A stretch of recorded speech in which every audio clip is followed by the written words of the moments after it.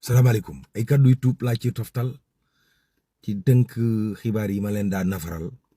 ci taskatu xibaar yi li ñuy xëy di xaatim ndax gàmmu gee taxoon gàmmu googu laa na coow Serigne Moustapha Sy dal ne Sonko bi mu faloo ba léegi dafa mel ne ku koy ignoré waaw dal ne moom du nangu kenn santaas ko moom Serigne Moustapha Sy njiital Moustapha wala Moustapha Sy dati toftal ci dal ne Sonko bi fi ba kanam naree rot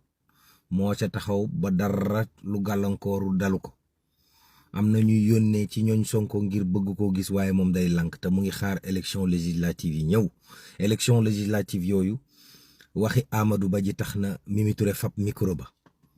tàmbalee def déclaration ne waaw Amadou Ba na xool yoon wu muy jaaraat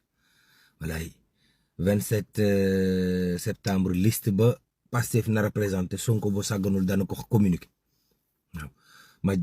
sali daal ne quelle honte pour Mimi Touré démb moo doon xas Sonko tey mu taxaw di ko défendre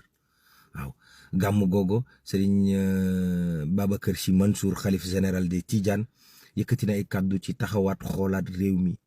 càmbaraat ko ci yenn dérive yi waaye xale yi jël gaal yi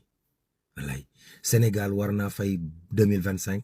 ci ay bor lu war a tollook 8125 milliards de francs CFA waaw FMI d'accord na ci état bi fi nekk ni ñuy doxalee ci wàllu lempo benn accident juróomi bakkan rocca ca boolu ndangal ma boo génnee Mbàkke